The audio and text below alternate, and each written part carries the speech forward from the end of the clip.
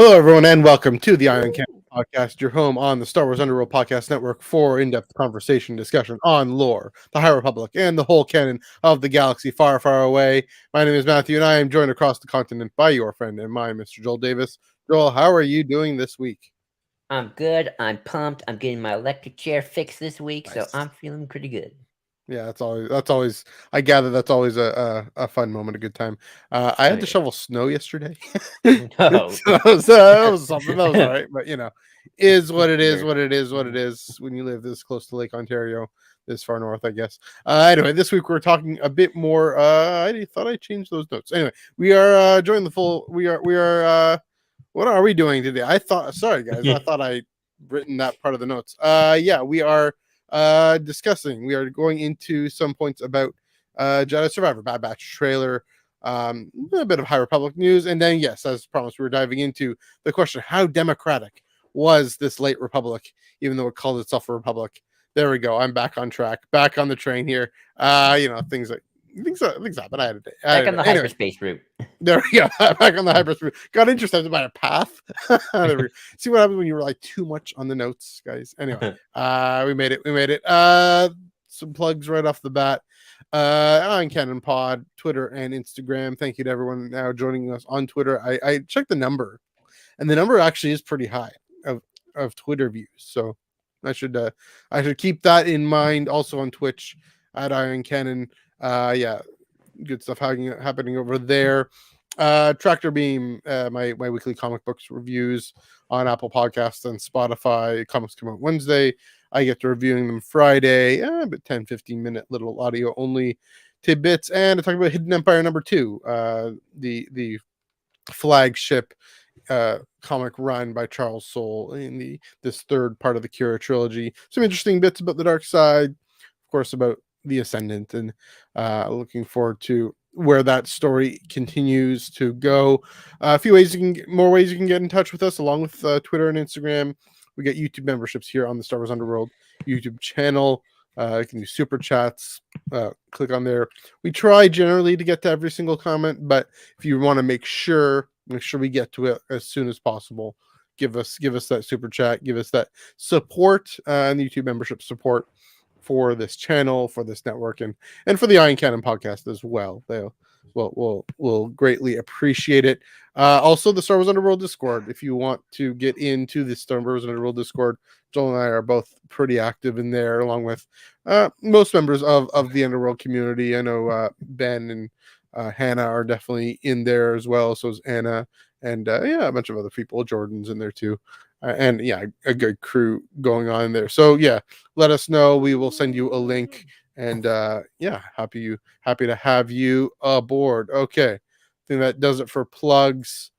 Uh, Joel, you had some thoughts about Crimson Dawn. You wanted to extend the tractor beam, so you go for it. Yes, I did. I did. I This theory is brought to you by the good folk at the Jedi Council Forum. Go there if you have want to talk some Star Wars, and they were just chit chatting about how this could all tie into Return of the Jedi as they do, and oh, hello, chilling in the basement. And the idea was, how does it affect Return of the Jedi? And their idea is like, well, Kira obviously did not destroy the Empire because we got Return of the Jedi. He does definitely give another good old fashioned crippling blow to it as one of the many cuts that will eventually lead to the Empire's downfall.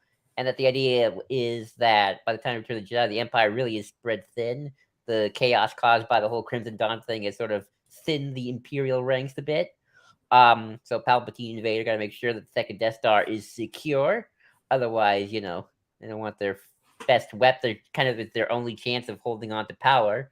And then obviously, once the Emperor gets exploded and sent to Exegol, he unleashes Operation Cinder, not just because, oh, well, the Empire failed to protect me. I'm a petty jerk about it, but also because, like, hey, Crimson Dawn really infiltrated my Empire. The Empire had been compromised for a while. Might as well just get rid of it now and start afresh. So that is sort of the working theory of how the events of Hidden Empire contribute, as many factors, obviously, to the downfall of the Galactic Empire and what we see in Aftermath and the Battle of Jakku and all that. So, an interesting theory for sure. Yeah, That's by 1,000 cuts. Yeah, it's really a nice way of putting it. I mean, Death by a Thousand Cuts isn't a nice way of putting it, but a very helpful way of putting it. Who's ultimately responsible? Of course, in the narrative, in the grand scope of things, Luke, Leia, Han, Lando, and them, Nine Nub, with the laugh, has to be ultimately responsible for bringing down the Empire. Anakin himself has to be, but all these different factors, all these different actors coming into play, and Charles Soule is giving a good case for Kira being one of those influential characters who contributes in her own way, probably for the wrong, maybe the right motivations, but definitely a road to hell paved with good intentions scenario, but definitely a part of it. Yeah, I want to maybe I don't know if you have any further thoughts to that, or if I can go into mine. Oh no, go ahead. This was just sort of my little theory, and I like it. A Yeah, little I know. addition. All right, well, I'm all aboard phase 2 of the High Republic, as we all know. I'm still going through Convergence. I'm about halfway through there, Joel. You're also about the same point. The peace summit aboard the Paxion, with between Aram and Arano, and the different real world politics that are influencing this book. I'm really appreciating that. I do. Maybe I said this last week, but I've said this for a few weeks. It really does seem to be a correction from some of the criticisms, and I know Joel, you don't necessarily agree with this, or this is not necessarily being your experience, but I found it to be a correction on the criticism on phase 1 adult novels that tended to really show these broad-based, the adult novels specifically, the broad-based historical events with so many characters moving in and out that they couldn't really have much of a character focus. Now, I didn't mind that, especially with Light of the Jedi. I didn't mind that. Rising Storm and Fallen Star, I think, were more character focused, and I appreciated that.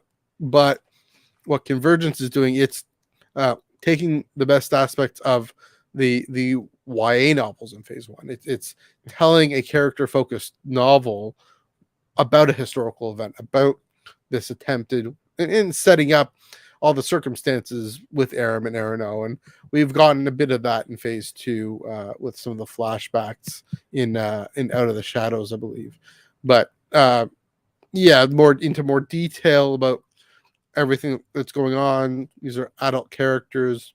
They're young adult characters. The main characters are young adult characters, but they're able to engage the complexity as adults. And so it's not that this is a young adult novel, but it has the character focus of a young adult novel, of the phase 1 young adult novels, with the complexity of and detail of an adult novel, and length, and it's 4 different characters coming in. You have Ziri and Fan2, but you also have Jedi Knight Geta and I guess Axel Greylux coming in hot eventually here. But yeah, I should say I really care. I'm halfway through. I really care about what happens with Ziri and Fan2. I won't spoil anything where I'm at. I don't care about what happens to them and what happens to their planet and their planets. I know the peaceful negotiations are not always very successful, especially given such long-standing mistrust. One planet clearly more of an aggressor than the other, it seems to me, but we'll definitely get into that more when we actually do an episode on this novel, because I really do want to do that. We will. When we finish reading, probably in January, just to let you guys know. But we will do on yeah, but I really care about Ziri and Fan2, even including if they end up together as a couple. Like I think Zara Cordova doing a job building towards that and developing that Romeo and Juliet type star-crossed lovers thing happening. So yeah, I'm enjoying it. I'm liking it. I'm all aboard phase 2, in part because just this afternoon, as they often sometimes do on a Friday, I don't know, or it's a Monday. No, it's a Monday. You want to capitalize on the news cycle for the rest of the week. Yeah, it's Del Rey and Star Wars. They dropped. This is just in my this week, but it is really news. They dropped an audio excerpt from George Mann's audio play, The Battle of Jeddah, that hits Audible on January 3rd. So I won't listen to the clip until I'm done Convergence because it seems a little spoilery, and even the description is a It little is. spoilery. It is. I Okay, already and listened to it. you already So. listened to it, yeah. So I'm gonna hold off. The cast itself, the cast list itself is kind of again spoilery for Convergence and for Path of Deceit, but that's okay. I'm still excited for this. It's just the cast list, really setting up Battle of Jeddah to be the kind of the culmination, if you will, of of everything that's happened in this wave of phase 2 of Path of Deceit and of Convergence and of Kevin Scott's comic book. So George Mann's audio play. I'll go through a bit of the cast here a little bit. You got Raphael Corkill as Creighton's son, Jedi Master Creighton's son from Convergence. Kristen Sieh as Ida Forte. I don't know, new character here. Christian Barrias as Masuk, another new character. Jonathan Davis as Pirelli. Jonathan Davis, I think, I think he did the original Thrawn trilogy audiobook. I could be wrong about that, but name rings a bell. Yep. Sean Kennan Elias Reyes as P-37A. I'm sure it's a droid. James Fooey as the ensemble. I guess that's kind of the crowd voices and whatnot. Unless this is a weird character called Ensemble. That would be awesome. But I'm guessing they're just Neil Helgers as Elder Delwyn. So there's the first listing in this of a leader of the Path of the Open Hand, which I just think is the best. They're amazing. Especially they become the Nihil, and I'm loving that story. So always happy to see aspects of them. Philip Hernandez as, here we go, Morton Santeca. So got that lineage coming back. Catherine Ho as Jedi Master Solandra Sho. David Lee Hyun, I think she's a master. David Lee Hyun as Selleck, so I don't know, maybe a new character. Sullivan Jones as Tilson Graff. So there's another family coming through. All we need is a Staros in here. We don't have a Staros in here, but anyway, that's okay. January Lavoie as the mother. We're gonna hear the mother. Saskia Marlavelle. So you want to talk about the mother? No, I'm just like I like the mother. I think she's probably one of my. I think she's so far my favorite character. She's pretty great. Just a villain. Yeah, that's true. Saskia Marlaveld as Meldon. I think that's another character I'm not familiar with. The reason she sounds familiar to me, she was Leia and all the Leia chapters in the Princess and the Scoundrel audiobook. Kathleen McKierney as Muna. Brendan McInnes as Geth Sarapath. That name sounds familiar to Keth Sarapath. I think. Trying to remember. Cassandra Morris as Galen Hattai, Jenna Knight Galen Hattai from Convergence. John Pirkus as the Herald from Path of Deceit. Sully Safioti as Ambassador Serox. Sure. Mark the Canon Legend Thompson. You have to have Mark the Canon Legend Thompson in this, or this, it's not a Star Wars audiobook. He's playing characters called Mytion and Cradon. I think my favorite thing of Mark Thompson may be Darth Vader in the Dr. Aphra comic audiobook. Which is saying something, but yeah, I always love his original Thrawn voice. His Thrawn is amazing too. And Shannon Tayo. This is the one I'm most excited for. Shannon Tayo as Marta Rowe, and I'm just excited to hear Marta Rowe. I'm so excited. She's my favorite new character in this phase 2. So I looked up who Shannon Tayo was. She's a Korean American, primarily stage actor. But she has done lots of audiobooks, including Phase 1's Tempest Runner, the audio play on Lorna D by Kevin Scott. She was in, but she was also, again, she's a stage actor, Broadway. She can sing really well. Also in Marvel's Wastelanders Black Widow narrative podcast. It's kind of like an audio play that was released as a podcast for free. So she's been around. She's done a lot. And I kind of hope she sings something in this because Marta sings. Marta's got to be able to sing and got to want to sing. And there's got to be something just incredibly musical, including in her descent into innocent evil, if you can put it that way. just Star Wars musical. Let's go. Well, but if there's a place for just like Tolkien-esque, like a place for one little song of something, like a lullaby for the littles or something, because that's in Path of Deceit we meet her as the children's pastor, if you will. as the one in charge of the next generation of the Path of the Open Hand, and taking care of them, and so yeah, I mean when they're threatened by people using the Force, a Jedi Padawan using the Force, she gets her mothering defenses up too. So yeah, we'll see. I mean, we know Jeddah in this time is the center. Yeah, it's interesting. We talked about. I'm gonna just go off the top here and say. So I think in Convergence there's stuff about Israel Palestine happening. I think there's a parallel there. Not on Jeddah for Aram and Arano, but interesting. Jeddah, of course, is a lot like Jerusalem, and there's this convergence of all these different political interests, and it'll be.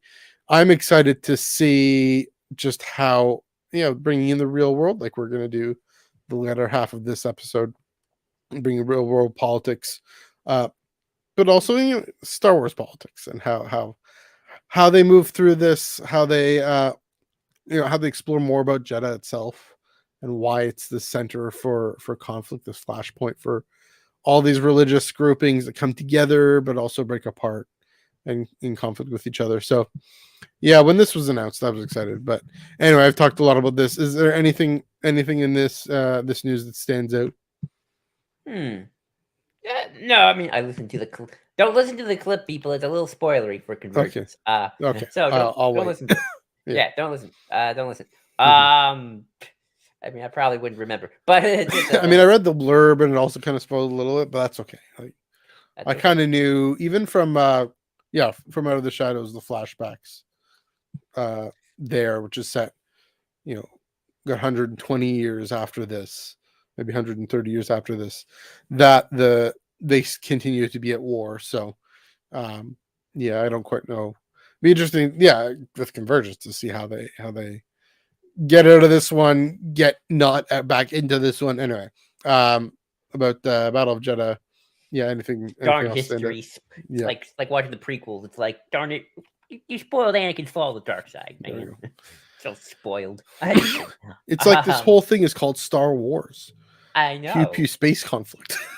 I know. How rude to break the peace. But no. No, I mean, I think Convergence, I like Convergence in terms of like the conflict, especially. I like the kind of local monarchistic, we'll get into that, battle going on here. I think that's kind of cool. Interesting that it's not a Republic world. If I had to one, I think it would have been a little cooler if it were two Republic worlds that were fighting each other. I think that would have been instead of just two that might join the Republic. Yeah. We'll get into that as well, because like you're gonna let just this monarchy that seems to be full on monarchy just join the Republic. Okay. We'll get into that. But no, I mean I like it, and I like the Chancellor's kid, the Playboy. Axel Greylark. Yeah, coming in hot halfway through this book. He's suave, man. I mean, I think we're on the same page more or less. So I think he's suave. So yeah, it'll be interesting for sure. Right on. All right. So that does it for talking about Phase 2 and as this week in Star Wars. Joel, I got a few questions for you. Yeah. Did some fun new things drop this past week? Did something happen? I mean, I think some story about some clones and another Jedi who's kind of survived. He's a survivor. That stuff. I know, no, of course not. Yes, the Bad Batch trailer and the Jedi Fallen Order trailer. Survivor. Jedi Survivor. I'm going to look those up. Fair enough.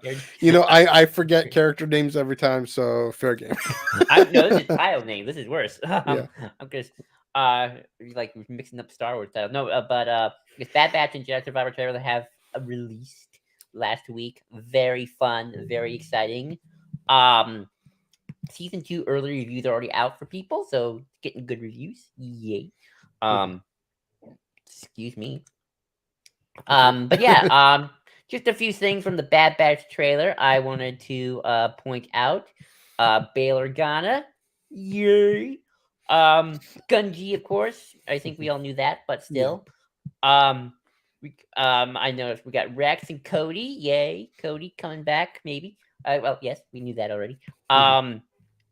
things that really stood out to me were all the separatist remnant forces that we see. We see a lot of battle droids still in operation, and an episode in Count Dooku's old palace. What's going on there?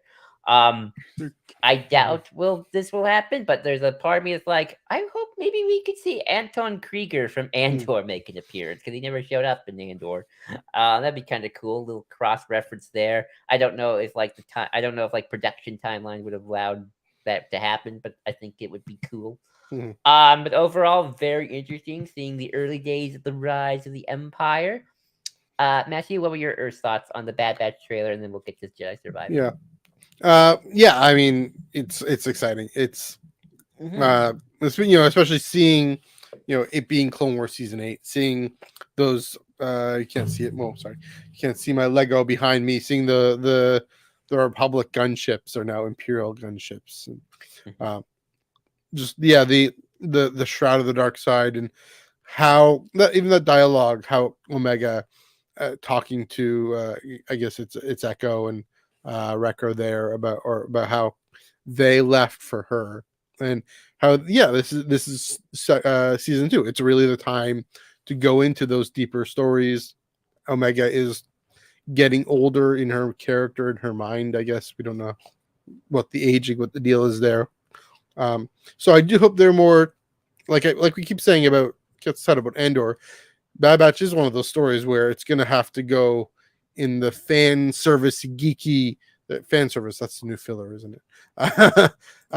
The geeky lore route and the character history story route together, unlike Andor, because that's just what this series is. What this series is doing. We got Palpatine in the trailer, and in the Senate, and I mean that's another moment of transition. Thinking about how Palpatine. We can definitely get into this in the second half of the show, but how Palpatine the only place we see him is where we've seen him before in that the president of the Senate seat thing there. Now it's the Emperor's, not his throne, but his seat in the Senate. It's the same spot. And so yeah, seeing that merging between Republic to Empire, that I'm excited to see again. Very intrigued to see. I want Gunji's lightsaber. I want a model or something with that. Imagine if they made it out of real wood or something. That'd be incredible. Probably not. It would have to be plastic, or even a Black Series or something. I'm getting kind of nerdy geeky about this, but that is an opportunity for the conversation that happens in the Canon comic about clones questioning the Order and questioning themselves after Order 66. We see Cody. Is it Cody? I think it's Cody mentioning that to Crosshair, and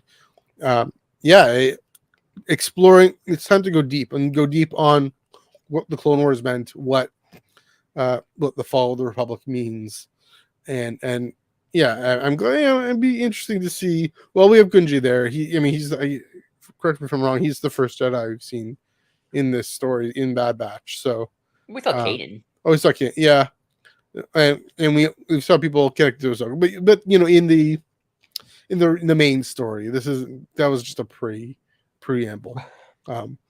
So yeah, definitely looking for Gunji. Gunji is such a great character. Glad to see more of him. So yeah. Go back to Palpatine for 1 second. I'm kind of curious why he's even addressing the Senate, because he's never been super consistent. But kind of the idea was like once he became Emperor, he pretty much like shut himself off from like everything and everyone. It's like, okay, Tarkin, Masabia, you run the Empire. I'm just gonna do dark side things. So I was kind of curious, like, what are you doing? I feel like this must be important because like it seems like a little Benicio Palpatine at this point to attend Senate sessions anymore. Like, well, it could be a ceremonial legal thing. Could be. He already did the address. I know, but like, more benignly, right? The speech from the throne. It's the only time the crown actually, and this, is actually in democracies called the United Kingdom and Canada, wherever. The only time the crown or his representative actually goes goes to the House of or goes into Parliament is for the throne speech. So like the State of the Union, the only time the president goes into the Senate. So it might be Maybe. something like that. Might be something like I that. feel like by the end of A New Hope, Palpatine doesn't even do those anymore. I feel like he just shuts himself off from everyone by the time of the Yeah, we'll actually, get that is into the why I think he'd have to, but right. yeah. But no, very interesting. Mhm. Very interesting. So let's move on to the next big thing. Mhm. Jedi Survivor. Yeah. This was Do you a want to talk about the gameplay. episode list first, or do you want to talk Oh about yes. I do want to talk about the I, episode list. I mean, I don't have to talk about it too much. But just there's just gonna be 16 episodes. Mhm. Oh, actually, yes. Let's talk about the episode list because it's one more little Let cool little me. thing to think about.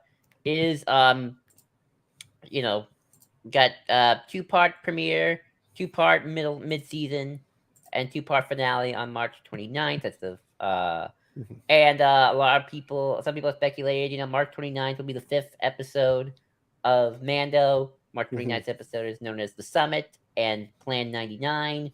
Interesting. We know because of behind the scenes stuff that the mountain we saw at the end of Bad Batch season 1 is Mount Tantus, Mhm. and unless it's a political summit, which which Right. hey, always possible. I'm more or less guessing it's a summit of a mountain, and we're going to the said mountain. I'd be curious to see if there will be any synergy between the Bad Batch and the Mandalorian to Mhm. match that finale and that episode 5 up. Given that it is kind of Bad Batch and Mando are kind of connected because it's all under Filoni's purview. Different teams, obviously, still, Mhm. but he's overseeing Bad Batch and Mando a little bit more closely than say Kenobi and Andor. Um, Yeah. so I'm curious if they're going to try and go for synergy or not. I'll be very curious. Yeah. I'm gonna be a Joel and say I feel like Sure. it's a bit of a cold take. Yeah, Take that as a compliment. Take that as a compliment, buddy. I hope you do. of course. I mean it's possible. I don't know. I think Mando is just kind of doing its own thing in a lot of ways. It's gonna deal more with everything going on with Mandalorian or Mandalore. Sorry, Mandalorian is dealing with its own thing, dealing with more about Mandalore in this season, Mandalore. and then everything with Grogu and cloning and all that stuff. I feel like they're gonna at that part of the timeline they're gonna wait. I think they're it seems to me that's too connected to everything with Rise of Skywalker, or even just with Snoke and everything. So my sense is that it's safer, and safer by that meaning more storytelling, more opens up to more storytelling in the future by holding off and just dealing with it in Bad Batch. I do think they're gonna deal with it here. I mean, I hope you don't so. show Mount Tantus, clone conspiracy, all this cloning stuff. I mean, we saw the destruction of Camino. There's got to be more. We saw that the other Camino-esque planet in the sky, not in the sea.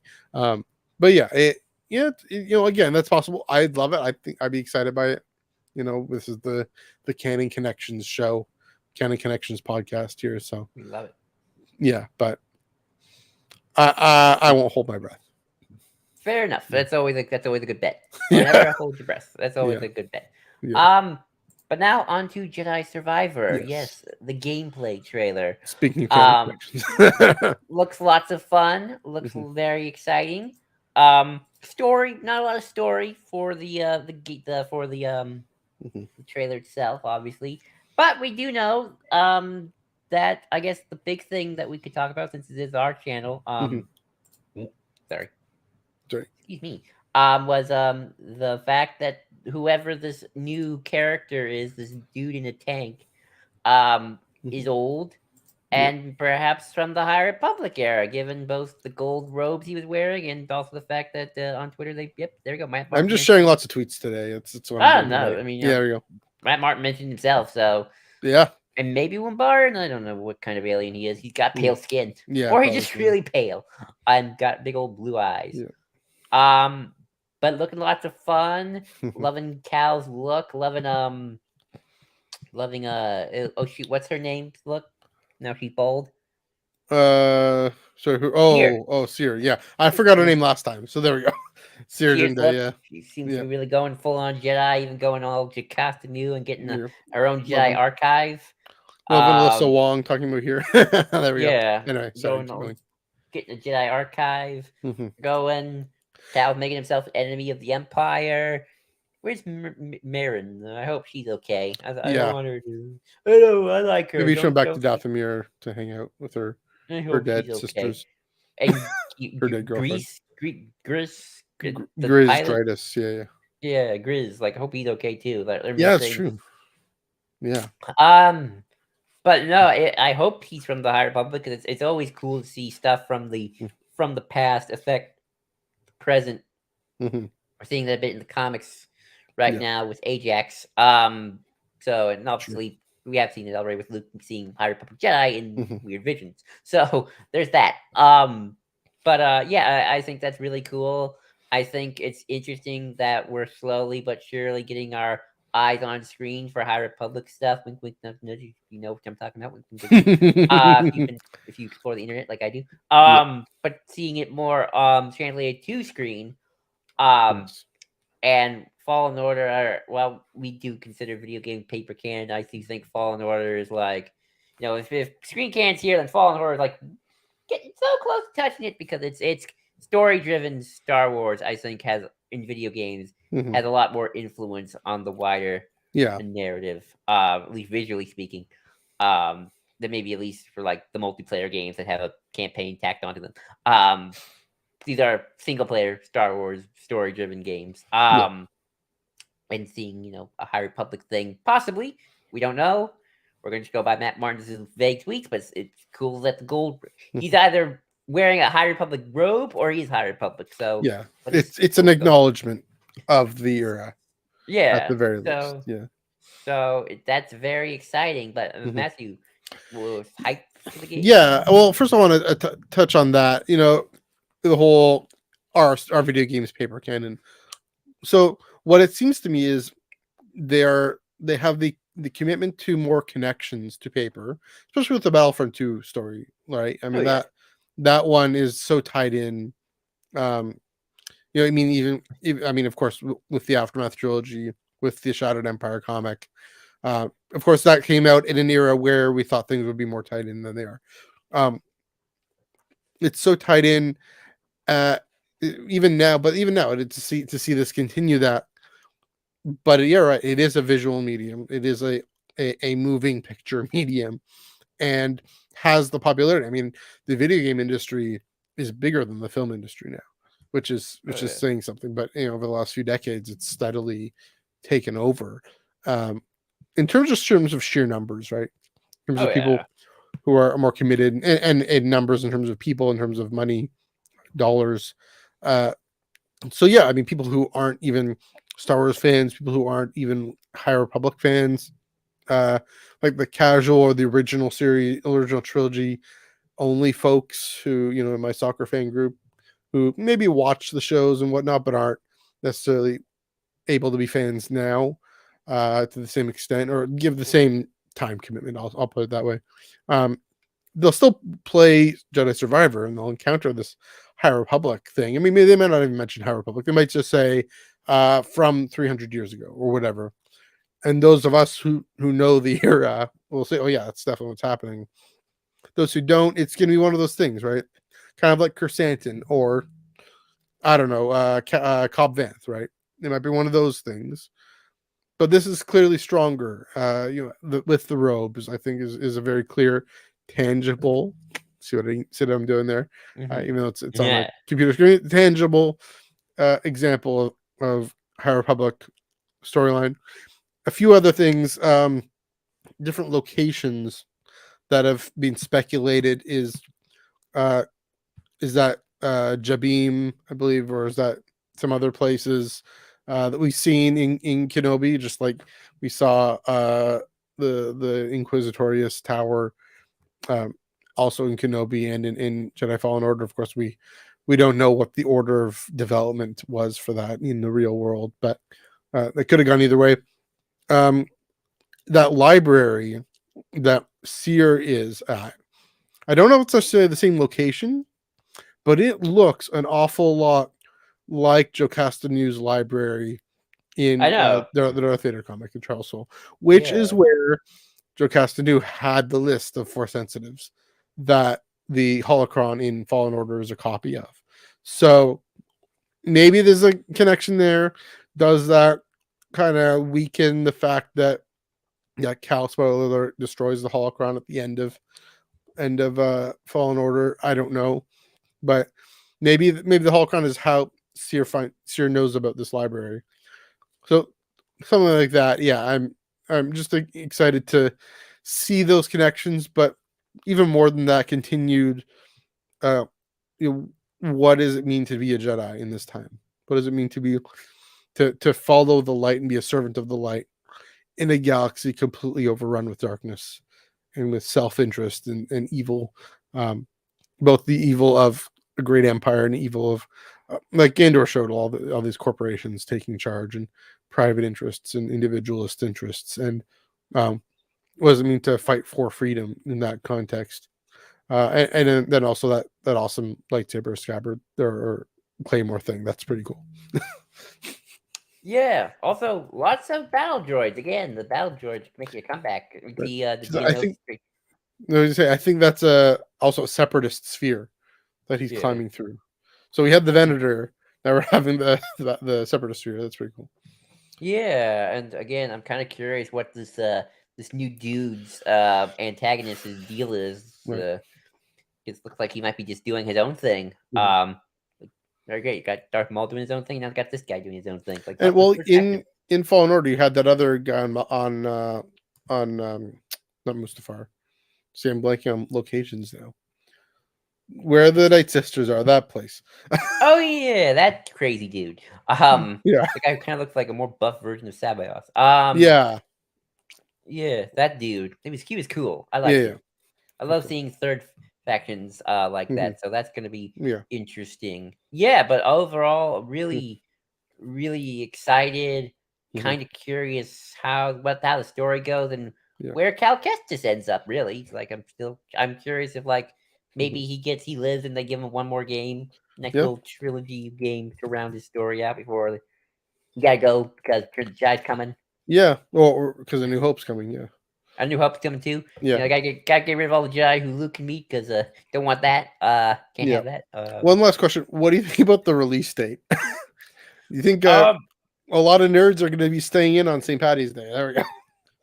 Probably. I Honestly, use the term nerd affectionately because I I don't think mind so. staying in. Yeah, so Probably, honestly. Um, yeah, I think so. I know I will be. yeah. Uh, Are you gonna buy? Are you gonna play the game? Or are you gonna watch playthroughs? Or I'm gonna watch playthroughs. I don't have a PS5. yeah, fair I'm enough. holding out just a little longer Yeah, until that's fair. something I really want comes. But Right. um, Hmm. but no, I'm waiting. But no, I'm gonna watch playthroughs. And obviously, gotta know that lore. Gotta know how it affects the Oh, wider sure. narrative or Yeah, doesn't. Um, yeah. or just see what kind of new things are added to Star Wars, which is Hmm. always fun. One Um, last thought. I really want to see Zepho in other media. oh yeah, me That's what too. I want to see them explore. That anyway. I want to see the Zepho storyline continue. I feel like there's untapped potential Yeah. there. Maybe that's what Cal ends up doing. He ends up going. Maybe we talked about this last week or something. He goes to the outer rim or the unknown regions, or even beyond the unknown regions to the expanse or whatever, and finds the Zepho. He ends up in the Expanse galaxy. No, that one too. I'm sorry. Anyway, Uh, yeah. No, I mean like in well, what the Chiss call the unknown regions oh is the yeah. expanse. Anyway, I mean that'd be something. I mean that's something in general. I mean I don't. I'll talk. Maybe we can talk about it another time. But like that's yeah, something in general. Like what's beyond the Star Wars galaxy? It's a universe, not a galaxy. There's not like yeah. the universe is one galaxy. There's got to be others. Hmm. I would hope. But yeah, I'm excited. I'm excited. Bring it on. Bring it on. Okay. I guess it's time. Yeah. You think it's I have one last time? question for you, Joel. Okay. Just how democratic was the late Republic? How democratic was it? Um. I don't know. You tell me. Uh, well, let's be democratic about it and ask our lovely listeners who took a poll with us. There we Um. go. So this all started with an idea I had which I probably should have reworded now that we're using this question, but oh well. Yeah, whatever. You'll learn. You'll learn the No, hard no, way. that's fine. This makes sense too. And that asks, was the prequel era republic a democracy? Democracy. 54.2% said yes. 45.8% said no. 24 votes Yeah. were cast. And No, one there's time, still was an hour actually left if you want to vote. By the way, if you want to bump that up, vote bump the now. no up. Or... Vote now. Yes, Yeah. because it seems in Star Wars, we always. I love our memes. I love our memes. Love you guys. Anyway, sorry, keep going. Because in Star Wars, we seem to have one of two government galactic systems. We either have a republic, or some sort of evil empires ruling the galaxy, and one or the other. It's never both. Never anything close. Sorry. Where are the monarchs in the world? Where's the galactic monarchy? The king of the galaxy. Where's that? Mhm. But it gets into an interesting question of, are republics democracies? Or can a republic be democratic? Before we begin, I think it's good that we define our terms here, because I think Let's put our poli-sci student graduate hats on. Time to go back to school. Yeah. Okay, so like a good poli-sci student, I got my definitions from Wikipedia. As you would. As we would. So the definition of democracy. Democracy is a form of government in which the people have the authority to deliberate and decide legislation or choose governing officials to do so. Mhm. Literally Greek, ruled by the people, whoever the people may be. Mhm. A republic, or the definition of a republic is a state in which power rests with the people or their representatives, specifically a state without a monarchy. And also a government or system of government of such state. Literally Latin, a thing of the people, whatever that thing is, or whoever the people may be. Yeah. Obviously, we have Greek and Rome as sort of the Mhm. old school democracies and republics. And obviously, George took a little bit of inspiration from Rome in terms of the Galactic Republic. Obviously, the Senate, Mhm. obviously, is sort of the embodiment power of which the galaxy was governed. But does having just a Senate, without an emperor, without a king, without a Lord all-powerful being, makes you a democracy, or democratic, as you were? Well, I think the first thing we should start with, folks, is that the answer is not necessarily. No, I don't think so. At least I don't think so. I think that you can have a Senate do the legislative thing, but not be democratic. Again, let's go back to Rome. Mhm. Who were the senators of the Senate? Were they the average common folk, the peasants, the farmers, the workers? Nah, they were just mostly landlords, generals, people with big mansions, Yeah. the old Big big paterfamilia. exactly. Or if you go back to the early days of these United States of America, the self-proclaimed greatest country in the world, because we got nukes. Got nukes. Okay. I'm excited. I'm having fun today. Excited to have nukes, Joel. You got to vote, but you gotta have land to vote. If Yeah. you want to run for Senate, well, actually, you couldn't run for Senate. The governors appointed the Senate back then. So the people were landed people who were very white. So not us, because we don't have land, but we are white. So we're close. We're getting there. We would have gotten there back in the day. So that clearly means you can have these Republican institutions, but not be democratic. Before I continue with our in-universe discussion, Matthew, would you like to add anything? So, two things. I want to maybe the distinctions and the connections between the words democracy and republic. Sure. Democracy ruled by the people, ostensibly, theoretically, ideally. The Latin Republic, it's a bit more abstract, almost esoteric. It's a thing of the people. It comes from the people, and so there is the potential for it to be extremely democratic. And in the 19th century, that was a big push, a big part of the goal. I mean, in the late 18th century too, to define the people a little wider, a little more broadly. But as you hint with who gets to vote and who gets to hold office. Everything hinges on how you define the people. And if you define, and by that, you could theoretically say, yeah, it is everyone, but we in North America, we limit voting rights to people over the age of whatever. I mean, depends on province and state, but but we still consider kids being of the people. We also have, of course, the Bill of Rights and the Charter of Rights and Freedoms and other ways of being democratic and having democratic safeguards that are then limited by corporate interests and limited by, other people would argue, limited by regulation, and corporate interests would argue being limited by regulation. Corporate interests being defined as a person is a big problem for democracy, and that's both of our colors showing there. But yeah, so that's a big point. Another thing, and this gets at what I was thinking about in terms of what is Palpatine doing in the Senate. There, you brought up this point, that the U.S. Senate, it became an elected Senate. It became, every a statewide office that every 4 to 6 years or whatever you vote for your senator, and or one of two, and because of that, because it has a popular mandate, the popular mandate becomes this goal that everyone clamors for, and therefore, well, a popular mandate to actually introduce legislation, to pass legislation, to take part in governing, and take part in not necessarily initiating budgetary legislation, but having the power to amend it and strike things out, and maybe propose new laws and new bills rather.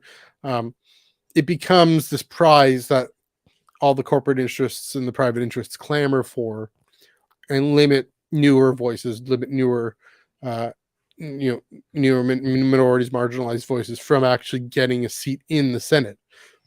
And so because it's a popular vote, it's less democratic in its result. And I'm not saying that's inherently there, but it's one of these problems, almost the catch-22 a little bit, with giving too much popular mandate, because popular mandate equals power. Ironically, I'm sitting here north of the border. I don't really consider the Canadian Senate undemocratic. I mean, it's unelected. It doesn't actually. I have never once voted for a senator. It's appointed by the Prime Minister. They're appointed by the Prime Minister, and so usually there are partisan senators. But just like the Crown, they don't actually have any power either. They can't propose legislation.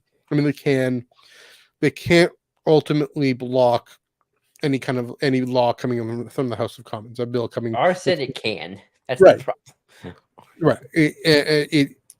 The only the check it has is it can advise, it can say, is that the best idea? Maybe you want to hold off, whatnot. It's really just, there's former hockey players and former whoever's, or astronauts in the Senate, whatever, they get appointed.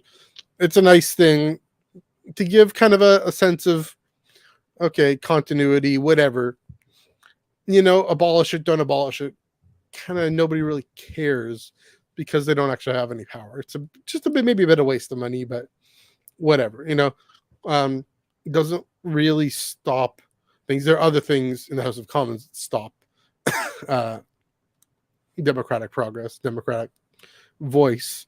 But like the Crown, it doesn't really have any power. So most of us don't see it either way, as democratic or undemocratic either way. My point being, an election can be a source of democracy and can also be an excuse for undemocratic institutions to fester. And so that's why I think Palpatine's in the Senate, because I think the Imperial Senate's probably, I think, still elected. In most planets, most worlds, it might still be elected. the senator from Chandrila is likely still elected. I know the senator from Alderaan isn't, but Alderaan is democratic in other ways, even if their head of government isn't elected, which is another irony in Star Wars that we'll get to. I think Palpatine is there in order to actually give legal legitimacy to the Senate, so the Senate can give him moral legitimacy as an absolute dictator. And we see that in governments the world over. I'm going to go there. That is precisely how the Russian system now works. That's how the Soviet system worked before.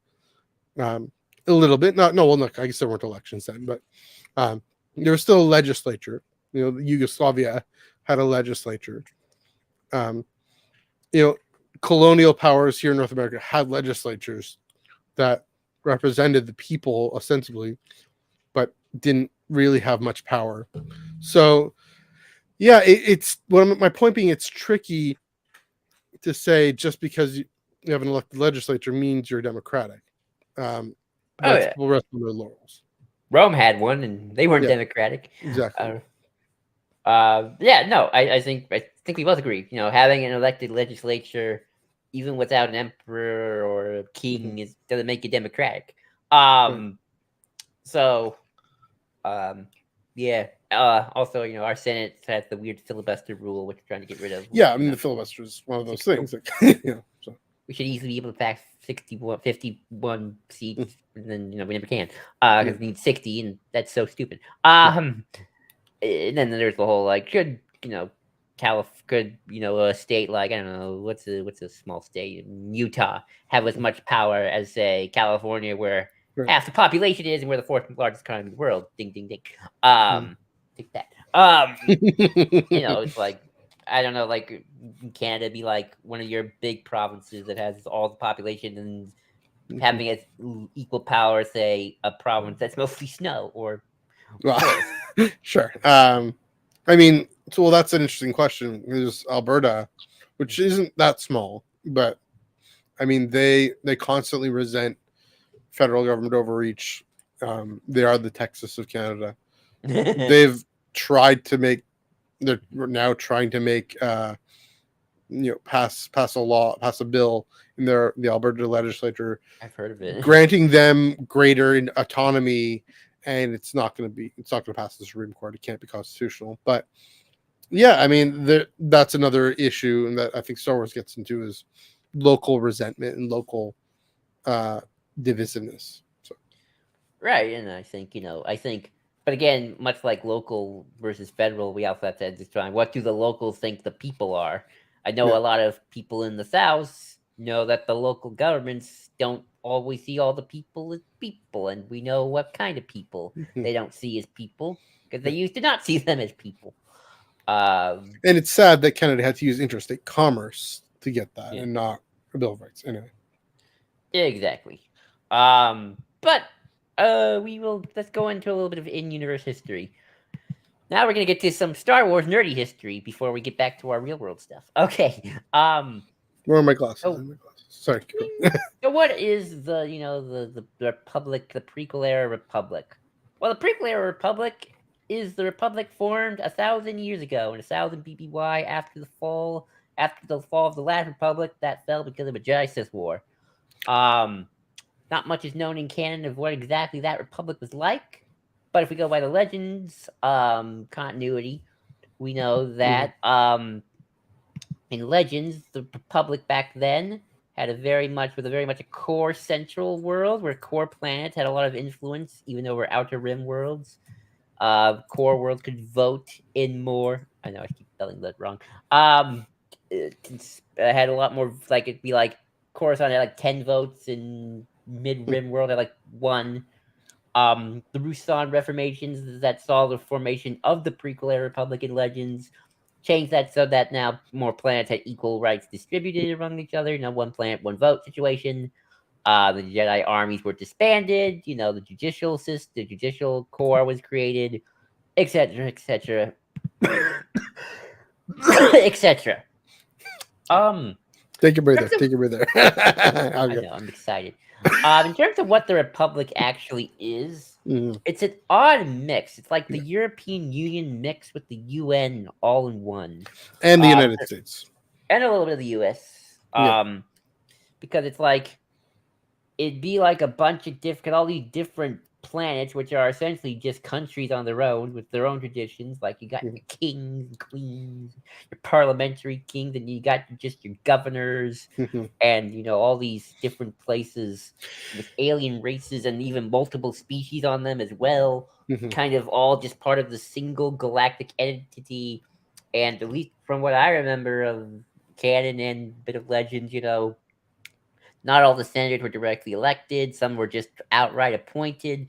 Some were Mhm. just representatives so that the planet can get some good economic commerce and trade going. It's sort of like a mix of a free trade zone and a protection ring. Mhm. Um, very mafioso, I know, but obviously you got the Galactic Senate sort of organizing it, and like if you're a part of the Republic, you get free trade with all these other planets and benefits and protection, Mhm. allies and stuff like that as well. So you have that going on for you, and it doesn't. It's just kind of curious that hi everyone. By the way, hi Claire.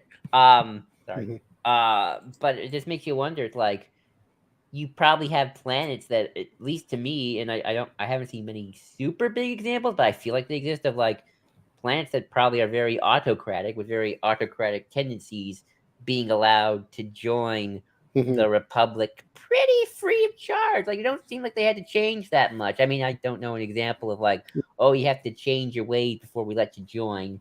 At least not in the late Republic for sure. Yeah. Uh I just want to just comment there. I mean, the only thing is we haven't seen stories of planets joining the Republic. Maybe High Republic might show that, but we have seen, like in Tales of the Jedi, we have Dooku going to that planet, and the senator, who seems to be also the one in charge, woefully neglecting the people, and it becoming very autocratic over the process in the process. So that seems more yeah. likely. Um go use American history after the Civil War. We tried for a little bit to bring back in the southern states that seceded, obviously, because Hmm. we weren't just gonna let them go away. That's why we fought a civil war. And it's like, hey, southern states, better get your act together. So you better let people of color into power. And we tried that for a little bit, Hmm. but then stuff happened, which I don't know the exact details, where we backtracked on that big time. And while obviously slavery itself didn't come back, stuff like, oh well, we can keep the people of color out of power. We can Jim Crow this thing, Hmm. and the federal government just like, yeah, whatever. Not till like till like a couple of Yeah. leaps and bounds of like the 20s and eventually the Civil Rights Act, where it's like the federal government was like, hey, get your act together, southern states. You know, you can't just put a literacy tax on people of color who want to vote Right. that discourages them. And I'm curious if the Galactic Republic ever had like, hey, monarchy dude who oppresses his people, you can't come into the Republic unless you really reform and you have your human rights record Hmm. shape and you let people of different, it's like Naboo better let the Gungans have representation in their parliament. Sure. No taxation without Gungan representation, or the Oh yeah. Moncala and the Quarren Hmm. kind of divide, where it's like, hey, Yeah. Moncala, you both share the planet, you better be equal about it. And, you know, Mm. so it's just kind of interesting that the Galactic Republic, which is sort of like it's like if all the world, it's like the world Republic of Earth, and yet Saudi Arabia gets a Senate seat and France gets a Senate seat, and they're pretty much the same locally with all their little Well, local I mean laws. that's called the United Nations, right? It'd be like if the UN actually had Yeah. power and was like the governing entity of Earth. Um, if we all technically were like one people, but in a weird way, but with like a one army or something, or no army. Yeah. Um, It's kind of so dystopian a little bit. Star Wars is weird like that. I mean, you got the Yeah. local defense forces, which is already That's kind of true. weird.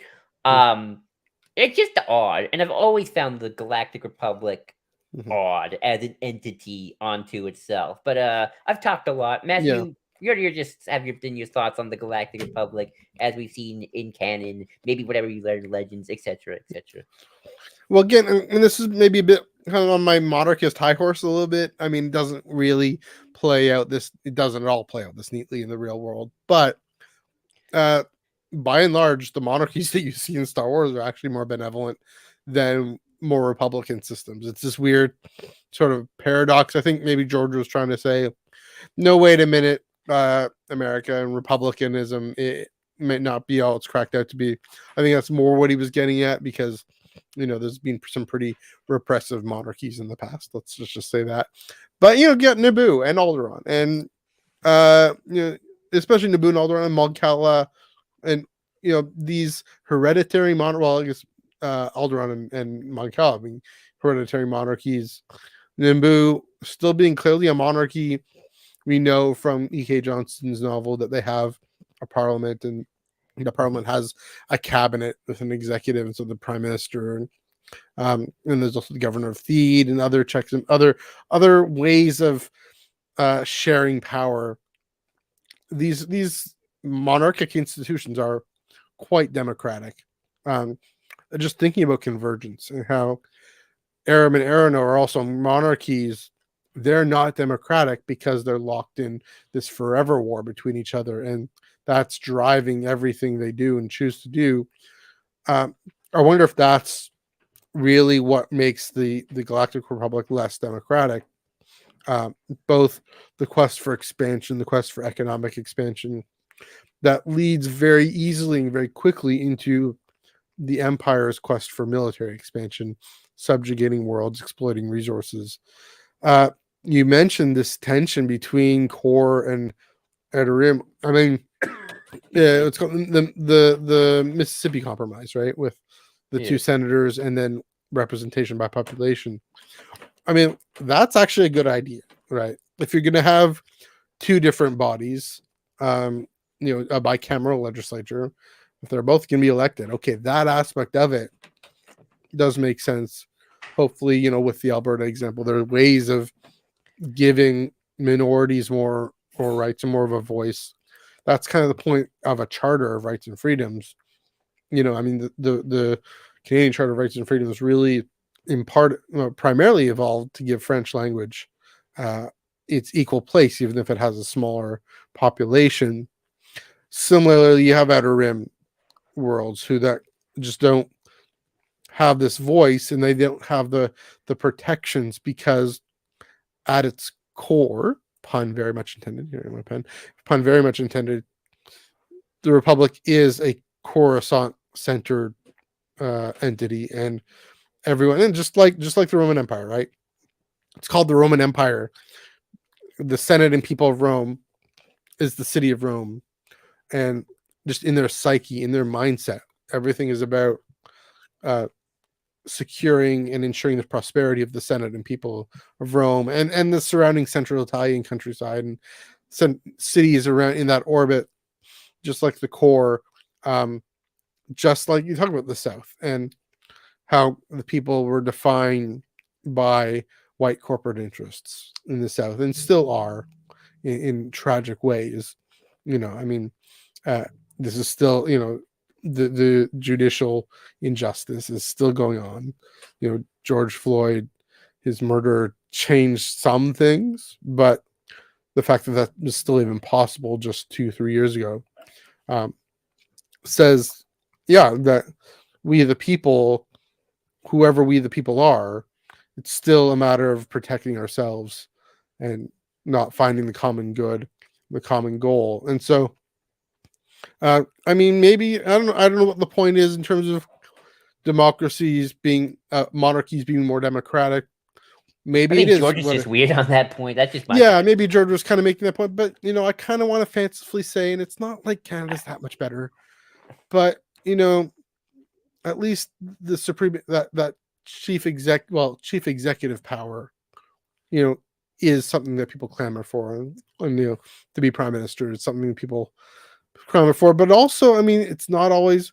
I mean, that's another problem with politics today, and even perennially, public office is not always, doesn't really attract the brightest and best.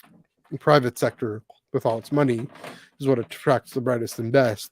most creative people, either that or uh, non-governmental organizations or other institutions. And so you have the second and third son, if you will, actually being the one running for office. And yeah, it doesn't lead to that much creativity and leadership either. So yeah, I mean, maybe what with the stories we see about monarchies, they are they're stories like of Leia being trained from youth to rule benevolently. You see of Padme being this exceptional young girl who does pursue the common good, and so she's chosen to rule. And there's that kind of decision making. Maybe again, the point, and I'm going to repeat the point here, is well, maybe this is it, and this is the thing we keep talking about, we keep bringing up. The problem is we think democracy just stops at elections, and I think George's point was you cannot just stop democracy at elections. But it's even worse than that because barely anyone votes anymore. So you got to at least vote. And if you vote, then you're going to have people in there who are going to listen to you. You're going to have more voice. It's this self-fulfilling prophecy that political inefficacy is in a lot of ways also a self-fulfilling prophecy. And yes, there are ways that marginalize and counter and contemporary versions of the literacy tax that happens. Voter suppression happens. Electoral but for the people who aren't suppressed, those of us who aren't, and those who are, young under 25. I'm sorry, I know I'm going to sound like this kids these days thing, but man, if kids these days who aren't suppressed actually got out and voted, I think that would make a big difference too. So, or if you don't believe in electoral politics, at least do something. Join an organization that you believe in. Right, exactly. I mean, that's another thing is we also think politics. Here's another thing is we think politics stops at state institutions, and I mean, you look at what Sabe and Padme and Sabe are trying to do on Tatooine, right? Now, Padme, of course, is part of a state institution, but Sabe is kind of parallel to that and off the beaten path of that, and that's a great example. Padme gets her start in non-governmental organizations that are providing relief and mercy missions. So yeah, George is pointing beyond us, and this is just George. This is Claudia Gray as well, but and E.K. Johnson pointing beyond our assumptions about what politics is, what democracy can be, and it's yes, it needs the fundamentals of rights and of elections and freedom of speech, freedom of religion, etc. But it's how you use that freedom then is really yeah. I mean, that's George's whole point. Even when you're talking about the Force, the Jedi, that's still political. Are you serving the light? Are you seeking the common good? Are you being compassionate, open to those who are different? That's profoundly political and profoundly democratic in that you're gathering people together in communities of equal sharing and equal flourishing. And it's it changes societies. It can change lives. It's ultimately his hopeful message. It's one that looking to, I mean, maybe this is a bit of an anti-social democratic thing, looking to a Coruscant state to actually solve these problems for us. Not so successful, and maybe that's a question for the New Republic. It's clearly that the late Republic was clearly failing to uphold democratic rights. George's classic line: "Democracies aren't stolen; they are given away." With thunder. If you want a great example of democracy in Star Wars, strangely, I think Andor had the best one. That all of Ferrix, a community coming together, and then kicking some butt, kicking some Imperial butt. Probably didn't succeed, but still, that was like solidarity among your fellow man or person. That to me was quite inspiring. That kind of sort of the I think you need the societal approach. Mhm. Otherwise, those institutions don't mean anything, really. Right. What are they? But just hollowed out stuff. And institutions as servants, Right. not as, I mean, that's another thing is, you have the Jedi Temple, and it's this literal ivory tower that sits on top of this of Coruscant, on top of the galaxy. You have the Senate, and that Senate building, this, I don't know, this enclosed case that sits on top of the galaxy. Mhm. You know, um, in some ways, change could happen at that point. Were they too far gone? And it's not through looking to institutions so much. Institutions can be servants. Global institutions can be servants. I'm not saying that. My day job is a lot of covering the Pope. He's doing a good job, I think. This one especially, but uh, even he'd be the first to say, "Don't look to me. Uh, what are you called to do now? What kind of communities are you called to do? Called to be?" Yeah. So, I guess another question that I've been thinking about for a while. Mhm. This republic lasted 1,000 years before the Empire came. Obviously, a lot of this just your typical fantasy of 1,000 years. It's a fancy word. Um, but I'm surprised that the Republic didn't have multiple authoritarian slides Mhm. beforehand. And I came up with this because I was reading an interesting article about World War One in America. Um, Mhm. if you think America's sliding into authoritarianism of the day, oh you're lucky. This is nothing compared to what's going on in World War One when Woodrow Wilson Mhm. was president. There were like 1,000 people arrested, mostly socialists like Eugene Debs. Eugene Debs, who won like 13% independent, or whether 5%. It was a Mhm. high number for an independent. Yeah. Um, of the time. Um, uh, you know, popular dude, popular dude. He got arrested. They arrested him. They censored a lot of the press heavily. Mhm. Heavy press censorship against the war and against opponents. The postmaster general apparently had that power, and he loved it. One of the early tools of the FBI, Hubert Herbert Hoover. You know anything about that? It's a very authoritarian Mhm. kind of thing, and this was a couple of 100 years ago, but in the time Yeah. of crisis. And obviously, Woodrow Was Wilson 100 years ago. obviously Woodrow Wilson Yes. didn't declare himself the first American emperor. Mhm. He followed the institutional rules of election in 4 years, and then I'm out, and then new guy wins, and then the Republicans Mhm. took power in the 20s. Um, but I'm just kind of shocked that Star Wars hasn't gone with the idea of like Palpatine isn't the first authoritarian ruler of the Republic. Even Rome had a couple of authoritarian dictators before Caesar decided, you know what, I'm just going to rule for life. Yeah. Um, And and even obviously, he came to power. I mean, during Caesar's time, and he declared an empire, it was still formally a republic. Right. right. So it's sort Yeah. of like I'm kind of shocked that we haven't gotten a story yet, Mhm. and maybe this is just Star Wars wanting to be fanciful for its fan because it's a fantasy at the end of the day. Mhm. Um, Palpatine was the first one to do this and really break the mold. But like, I don't know. I kind of think it'd be more interesting if like the Republic did have multiple slides into Mhm. authoritarianism. They just never went the full on. And now the Emperor. I mean, Right. I know in Legends like a cult of humanists, the Pious D took over, and then it wasn't until Hut Chancellor that things got better. But it's Leave true. it to a Very hot chancellor to make things better, I know. I mean, I actually find right? that kind of interesting. That's funny. It's nice to see the Huts actually not be terrible for once. Yeah. Um, but um, but it's like I am surprised that there just wasn't Mhm. a crafty politician who took over, even though they didn't want to become the emperor for life and just sort of had an authoritarian streak Yeah. for 8 years, 4 years, and the Republic limped along, but still, um, Mhm. that wasn't just Palpatine.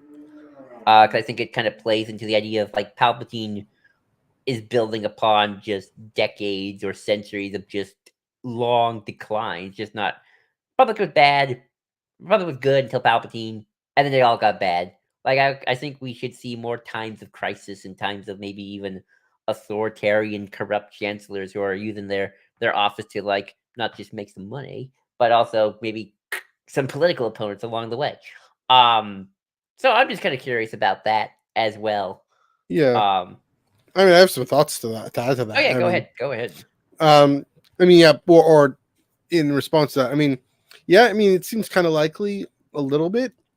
I think phase 2 especially is setting up a bit of an answer to that, or twofold answer. That first of all, I mean, you see, even just in convergence in my mind here, Chancellor Molo and Chancellor Greylark, they're joint chancellors, so they kind of check each other, but they have these ambitions and they have these. They're maneuvering against each other, and that could lead to some trouble, could lead to some problems in terms of a power grab here and there. Is that I think what phase 2 as a whole is set up is no, it just wasn't feasible, wasn't really possible to actually exercise that kind of power because the technology to actually communicate wasn't there. Right. You know, that's why even now we still haven't had any sort of world government, even though now the technology is only now starting to be able to communicate. To communicate is now feasible. The British Empire happened whenever the British Armada came through. The Roman Empire happened only when the army came through, primarily. I mean, that's when people really only experienced it the most. Even that, they were just localized around the Mediterranean, or the British Empire was more worldwide. But the Galactic Republic, it really actually doesn't really extend all that far. And again, communication is hard. You have these Pathfinder teams, and you actually have to. The only way to communicate across these interstellar distances is to record your message, pop it into a droid, send the droid through hyperspace along, and yeah, that takes time, that takes effort, that takes resources. Some people have those resources, some people don't. But all that means is that kind of domination just isn't really desirable either. And so I think they're leading to that, but there's also room to tell other stories. There's room to tell a later story in between, say, phase 2 timeline, the time period, and the phase 1 time period. Maybe, I don't know, maybe something, probably not something after phase 2. If anything, it's more, or phase 1 rather, or phase 3 of the story. There's more about how the Jedi become corrupted in themselves. But you have your theory about how, was it your theory, I think, about how there's a technological decline. There was greater technological capacity, and then that leads to decline, kind of a dark ages, if you will. Yeah, I mean, there's between that 1,000-year mark and phase 2, there's also 750 years to actually tell a story. So why not? There could be. You bring up Rome and all those examples, and I'm like, actually, that's maybe a good point because, like, but that's also a question of like, well, what's stopping these chancellors from becoming the dictator of Coruscant and just Coruscant? Right. Like, Caesar and the emperors, they ruled the empire, and they were definitely probably very powerful, man. Like they could affect those provinces, but in terms of like immediate day-to-day stuff, it's like they were pretty much just dictator of the city. And even back then, it's sort of like they just like, hey, local tribal chief, maybe you're good, maybe you beat up your people every day. Just swear allegiance to us, and you can keep doing the same thing. Yeah. Okay, cool. Maybe I'll give a cut of the profits. That's kind of, and in a weird way, that's kind of the Republic kind of does in maybe certain sense of like, hey, planet where you don't have to change your ways, just join us, get a Senate seat, cool, and keep doing what you're doing, get some economic trade out of it and some tech from us. So it would be interesting if like a chancellor who was ambitious not became emperor, but during his reign or her reign or their reign, kind of became the unofficial dictator of Coruscant, and Coruscant had like a very authoritarian moment for a little bit. It's possible, and then they squelch it, and along comes someone like Lena So says, "No, we're all the Republic." Who knows? I mean, I'd be surprised if she goes a little dark. She's got two lions as pets. That's true. That is true. She's a little. I'm waiting. But like I mean, like I said, there's 750 years of story in there for localized repression, localized tyranny, even on Coruscant. It's possible. Exactly, and I mean, Coruscant was by the time of the late Republic was already kind of a trashy place to be. Like True. so much decadence and corruption. It's like no wonder the senators got easily swayed. And then just under the surface is a Exactly. whole other planet. You talk about indigenous communities being like underdeveloped countries. Here in Canada. Yeah, just under the surface, there's all these basically as bad as Nar Shaddaa or anywhere else. So. And some of those senators like to go down there because they have stuff that can please them. Yes. So totally buy why Mom Mothma would want to get the capital out of Coruscant. I think Coruscant or Axel Greylark liking to go down and gamble. Exactly. Or like I get the Jedi wanting to maybe try and purify that. It's like maybe you should have kept the Jedi temple and the order way over there. It's a nice little green planet. Like Tython. Tython's nice. Yes. Over there. Far away from everyone. That also kind of brings me to we kind of talked a little bit about phase 3, but it kind of makes me wonder, I wonder if Palpatine's own ego just overdid it. Like, I could totally see a situation where it's like the Sith could rule the galaxy, kill the Jedi, do all that stuff, but they don't have to be in the open. What's just stopping Plagueis and Palpatine from being all shadowy? It's like, okay, Masamiya, you're a weakling. You're our chancellor for life. Run the show. We're going to be in the shadows, but we're not going to actually show ourselves. So people think, well, we're still a republic. We're still a republic. We're not a republic anymore. But we're not going to go the full blast. But I guess that's just Palpatine's own ego. Like, no, I got to be the emperor. I got to have it all be about me. I got to do the cool authoritarian, totalitarian statues of me. I mean, that's Luke's point in Return of the Jedi. Your overconfidence is your weakness. It's also true. That's evil. That's what evil does. It wants to become the center of attention inevitably. It doesn't have that patience that it claims it does. Pretty much. I mean, I agree. Palpatine's the 80s villain who won and kind of now doesn't know what to do with himself. I mean, he literally is an 80s villain. So. To be fair. With the super laser and all. True. Just he did it. George Lucas did it well, and Lawrence Kasdan and Irvin Kershner, but but no, I mean, it's like, but again, it's sort of like historically speaking, like how many dictators these days, minus a few, like go whole hog and just declare themselves an emperor. Like they're crazy. Some like they're never that overt, at least not yet. Right. Like I don't want to say anything, but it's sort of like certain people we don't like haven't declared themselves emperor yet, despite maybe in their dreams, but like no one's gone along with it, and that's maybe just the fiction of Star Wars. That's another part of it. Yeah, I think it's also like the 1,000 years fantasy. Yeah, maybe the Jedi kept them in check. Maybe the Jedi stuck to their ideals a little better. I don't know. Speaking of the Jedi, I guess it gets to phase 3 of the High Republic. Like to put this in the note, I said, the easiest time to fall into an authoritarian downslip is in times of crisis. We saw this a little after 9/11. We saw this a little bit in World War I. We did better during World War II, unless you're Japanese, the internment camps. A lot of this during the Cold War. A little, obviously, you had the authoritarian slides. I am going to be curious if they decide, let's show the Republic's first little slide into authoritarianism with this Nile problem. It's really causing us an issue. It's like, chance the leader shows like we're all a Republic, but we're just like, I'm a proud believer, turn into like, well, you know what? We got to get on the dragon and burn the place down. It's like, I'm so self-confident. This is the right thing we got to do. No one question my decisions. Kind of situation. And maybe the Jedi just say keep it in check, but who knows? Maybe, I mean, obviously there wasn't a big schism between the Jedi and the Republic for now, so Well, what I was going to say there is that's the moment, right? We see this in the Eye of the Storm comic.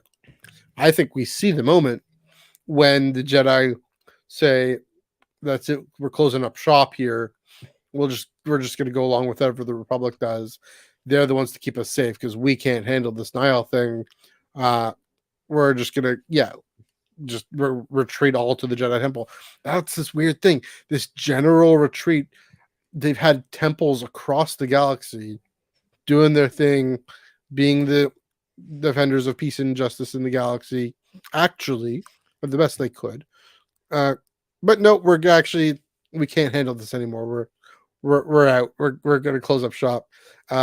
Senate, let us know when you want us to go negotiate some trade dispute or something, but not there to actually be the moral core of the galaxy, to be the soul of the galaxy, of the Republic. They claim they are because they're of the Republic now, but not really able to speak truth to power unless you have someone who comes along like Qui-Gon, who is able to do that. Like I think what Keith Trennis is going to try and do. That is the schism, right? You talk about a master who leaves is by definition a schism because they have that much prominence and authority and respect. Maybe they take people with them, maybe they don't, but in themselves they embody what the Jedi are supposed to be and who the Jedi are. And I think the greatest, the ideals, the ones who've given their whole lives up to that point, that extensive years of training and commitment, for them to leave is a big deal. And so again, I do think that is Keith Trennis' story. Yeah, maybe, but that'll point to this authoritarian slip, right? That'll point to the Jedi unable to step out and say, "No, wait a minute, this isn't right," leading to someone like Mace Windu, who senses a plot to destroy the Jedi. He can't do anything about it because he has no idea who it is or where it's coming from. They're already in too deep. yeah, and I do, and I don't want to make this too much about High Republic Phase 3 speculation, although this is sort of a thing in It's terms of gone like, there. I mean, it makes. I I mean, think it makes sense that it's gone there because that's what they're trying to get at. That's what they're trying to answer a little bit, not because answer, but obviously, set up. Anyway, keep going. because obviously we know that the Republic going to stay a republic. The institutions of a republic are still going to be there. There will be no emperor at the end of this. But what's stopping the story from going Chancellor Leah So, am I correct? Going, the Nile have to be stopped. I'm going to, let's vote to, I'm going to wrangle my political opponents even to, hey, we got to have a crackdown on these Nile. We're going to go maybe be a little overzealous about it, and that leads to authoritarian where even the slightest little, it's like the Red Scare. It's like the slightest little, hey, maybe we shouldn't do this, like arrest them. And then even worse, like maybe local defense forces gather up, they attack a Nile planet, and it's just this massive wave of repression on this poor planet where even the civilians get kind of swapped in the crossfire. It's just a massacre. With like repression against these planets that they have. Nile, it's empire before empire, essentially. And it's the tragedy of Malachor as well. History repeating itself there. Yeah, I mean, but then you also talk about, I mean, the thing of everything with Dooku being the 20th master to leave, and how the Jedi just aren't there to actually root out corruption. Like we talk about him being right. Yeah, I mean, all this, everything we're talking about here is who could actually preserve democracy, preserve enlightenment. And, I mean, I talk about the Dark Ages during, the fall, after the fall of the Roman Empire and the fracturing of Western Europe. There were church institutions that preserved science and learning, and it ultimately led to the rediscovery of Aristotle and the opening up of scientific discovery in the Middle Ages. The Jedi aren't there to do that. They aren't there to keep authoritarians in check. And yeah, it could be, and it could be another thing where they go so far to the extreme I'm just thinking of this thought right now is, we talk about how much will the acolyte refer to High Republic. What if the Luminous authors have at least some sense of where the acolyte begins, and they actually at least seed things in that tie into the acolyte, kind of the other way around, in part as a reflection of the growing evil of the Republic, growing authoritarianism, centralization. I mean, the thing we keep talking about, we haven't talked about it much, is just why does the Trade Federation have a senator? Why does the banking clan have a They had the Citizens United vote. yeah, there you go, exactly. But I mean, who knows what this Sith cultist is up to and cares about and wants. Maybe we'll get some background to that may or may not be referenced in the show, but for those who are reading Phase 3, we'll see, and they'll see might have something to do with this. I mean, this is the reason Kathleen Kennedy maybe mentioned this whole end of High Republic era. To get back to what we're talking about in this slide into authoritarianism in different ways, kind of the like you said, the Empire dies by 1,000 cuts, the Republic dies with thunderous applause, but also by 1,000 cuts. Bring it full circle. 1,000 years. 1,000 cuts in 1,000 years. I mean, yeah. I mean, it's how it should be. Like, like not like the Republic was happy times, and then Palpatine became. Then, boo, he ruined anything. Palpatine sucks. He already took what's already there. It was there from the beginning. I mean, Plague's novel kind of says, oh, he kind of helped manipulate it to get it there. But it's like he was building. Like they've been building on stuff that was already there from the get go, probably from day one of the formation. It's like just slowly, just the long decay. It's like the fall of the Roman Republic or even the Roman Empire. Even it wasn't just a single day. Then more empire. Like it was 1,000 different little things until it finally just went. With that sound effect too. It took us forever to get there. So last thing I guess we should talk about is the future of in the New Republic and kind of what little we know about it in canon, at least, for what they're trying to do differently, what they're trying to improve upon, shall we say, maybe where they even fell short, and where, of course, overcorrection. Because I do think sometimes that happens. Sometimes you overcorrect and now you're going too far this way. Not really a fault of the New Republic per se, but certainly just the choice of Luke himself is he decided, you know what, I'm not going to really get involved too deep. I'm not going to get too involved in this. I'm going to go do some Jedi thing, to look up some people, maybe find some friends, and just kind of do my own thing. That was one of the big ones. Mon Mothma deciding not to have Coruscant be the capital anymore. Like some of that because obviously Coruscant wasn't liberated by the time the Empire fell, and we wanted to get this Republic thing up and running to kind of fill in the power vacuum as probably a bunch of planets are uprising. Because like, oh my gosh, the Emperor's dead. We gotta go, people. We got our chance. Let's do it. Let's do this while we have the chance. I mean, the rotating capital is what you're getting at. Yeah, the rotating specifically, capital. although conveniently her home planet. Favoritism much? But anyway. I'm curious if the Chandrila overthrew the kind of a conservative aristocracy who believed in young marriage in the early That's age. true.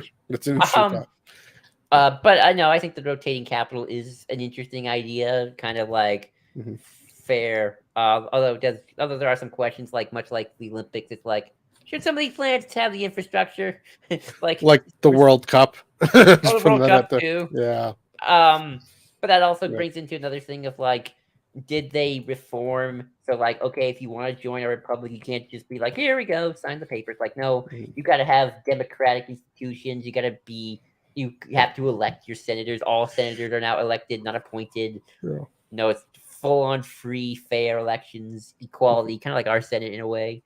Hopefully without the done filibuster rule. But sort of like, no, that we're going to egalitarianize this thing.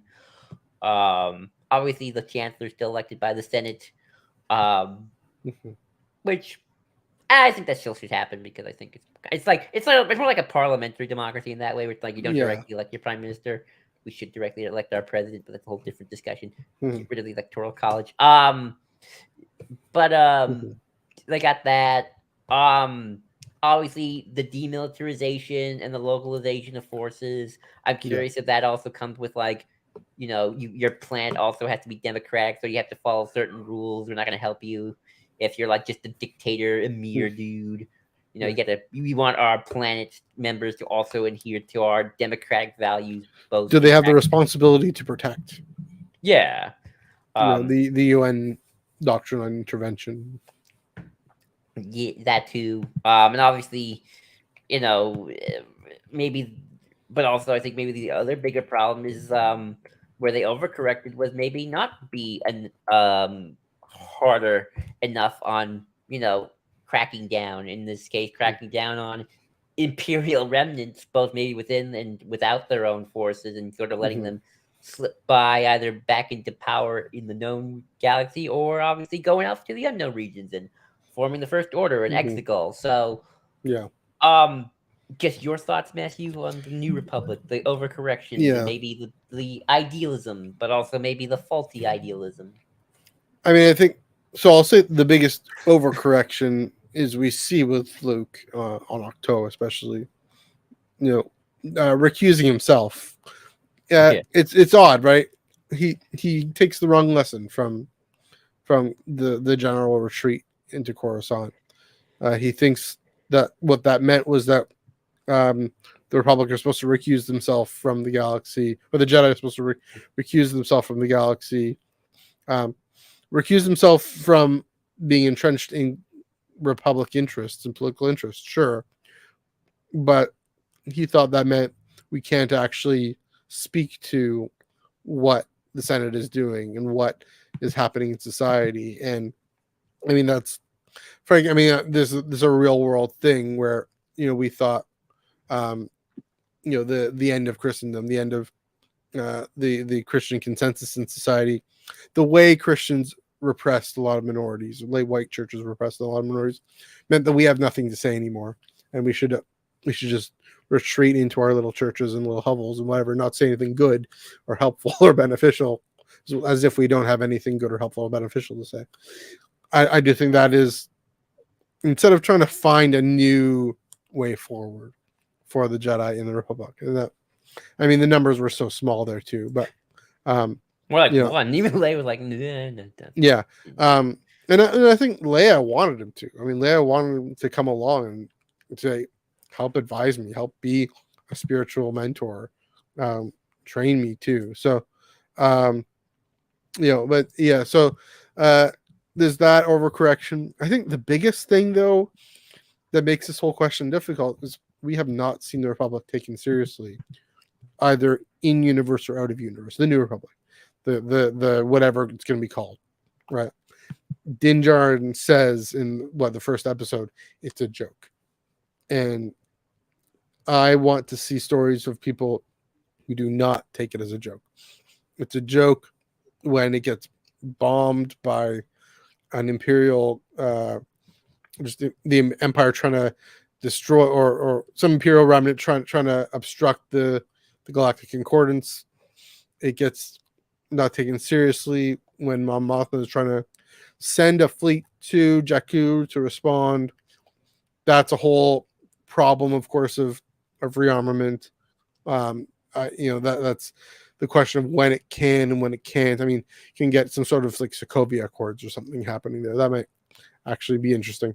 And yeah, I mean, everything going on with the Mandalorian, and we see Luke and Ahsoka. Even it is a lot smaller, and that's the problem. Is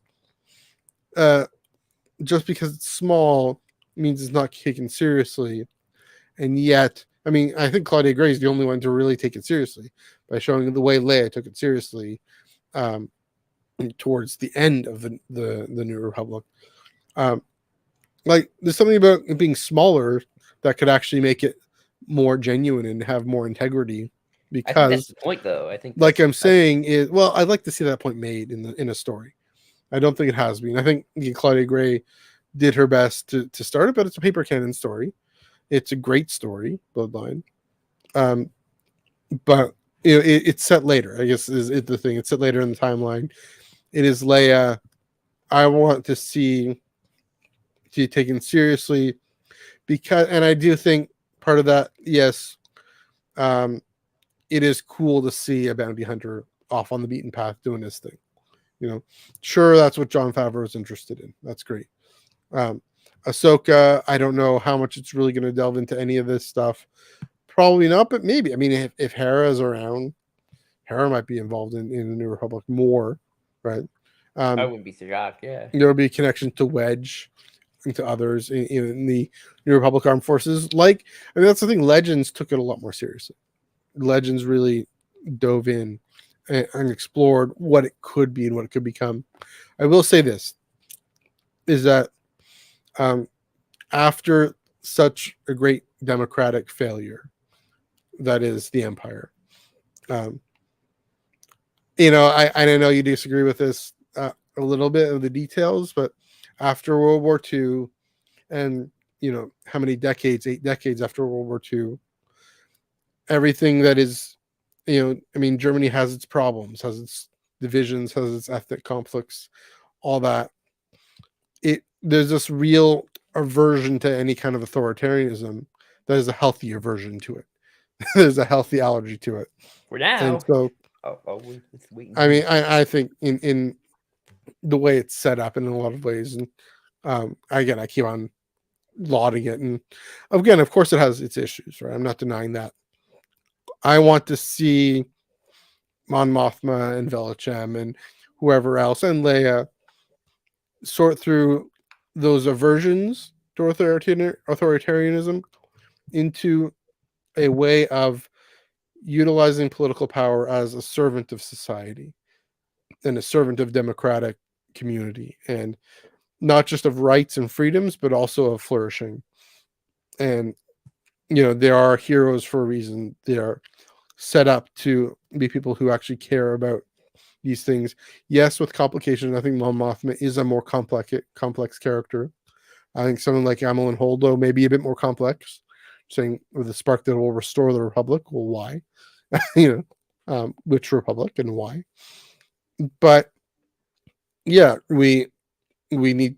I want to see this story taken more seriously because it also has that aspirational thing. Borrow a little bit from Gene Roddenberry, just a little bit. Give us this aspirational story of what the United States could be, what the UN could be, what a society emerging post-COVID could be, post George Floyd could be, right? Could become. Give us that story, regardless of if the cool, sexy bounty hunter doesn't take us seriously. Well, it makes sense. He shouldn't take it seriously. He's the bounty hunter living in the He shouldn't. That's fine. But I want to. But people resonated with that and resonated with ways that are understandable. It named political inefficacy. It did, but tell me a story now of political efficacy, democratic efficacy, even based on Chandrila or Hosnian Prime or wherever. It's actually funny you mentioned Legends because, it's true, but not really. New Republic was better in the 90s, and then once the 2000s hit, that's when the Republic became pretty much just the Empire again. Literally, Jason Solo became the Chancellor, and it went authoritarian, really quick. Well, fair enough. I mean, and that's the cyclical nature of these things, but... Also wasn't helpfully that Timothy Zahn's book, the military people were considered, good guys, and the politicians were all like, "Oh, that politician, he's Admiral Akbar from taking charge and kicking Thrawn's butt." I hope Tim Zahn ages better. I'm worried that he's not going to age as well. His stories. I mean, hope he ages fine personally, but his original Thrawn trilogy is still pretty fine, but there's a lot of issues that have sort of the foundations of the old EU, and so no, not really. I'm afraid not. I think the answer to that is no. Okay, fair enough. But his current contributions. I mean, Thrawn, common good and lesser evil. I still have to listen to Lesser Evil. I forgot about that. But anyway. What was I gonna say? Oh yeah. I'm curious. I mean, we are gonna see Carson Teva. Kansas Carson Teva. Toronto, Carson Teva, also Lee. He does have more to do. It's true. season 3, and I think whatever Range of the New Republic might have been, that storyline probably going to be integrated into Mando proper through him. I mean, we see him in the trailers, and we know we're going to probably see the Republic with Gideon. It has to be addressed in some point. I actually didn't consider Hera in Ahsoka, because I consider Ahsoka story to be more just full on forcey fantasy stuff. You know, Filoni's kind of thing with wolves. She's a space wizard. She's one of my space wizards. She's my favorite, one of my favorite space wizards. So, but I would like to see Hera, because I do think if there was anybody who kind of probably sticking with it, the New Republic thing, it is probably Hera. She was with there when it was forming, obviously with Alphabet Squadron, and I don't see why she would retire anytime soon. Unless she for some reason just gave up the cause. I actually was interested though. Get a little controversial here. Cara Dune, who well, you know, the character, the fictional character. Yeah. I kind of wish she could have been recast or stuck around, because she had an interesting reason for leaving the New Republic, where she's like, she was a rebel fighting the Empire, but then when it became about escorting diplomats and putting down riots, that's when she kind of started, you know, when they had to do become a government, you know, that's kind of when she lost her kind of although she became a marshal again, so clearly she must have felt something about for the New Republic, so clearly she must have thought it was worth it again. I feel like she had an arc off screen that we never saw, but well, I'll let you finish. Go ahead. And obviously you got good people like Carson Teva out there who, you know, kind of do wish the New Republic were doing a little bit more hunting down the Empire, because they know it's out there. But she clearly got Cara Dune to rejoin the ranks, so he must have said something that she liked. I mean, you bring Cara Dune, and I don't think it's controversial to talk about Cara Dune, the character, and wanting more of her story. That's I think that's fair game. Yeah, you know, you talk about, that's another character who didn't take the Republic seriously, and actually had to be convinced by, Patrono Carson Teva is the first person we've really seen on screen to take the Republic seriously. A little bit. He's still concerned that not enough is being done, like you said. Anyway, he has to convince Cara to come back and to take part and to believe in a wider galaxy and a wider, more unified galaxy. And that's the promise of the Republic. It's the promise of the United Federation of Planets. It's the promise of the United Nations.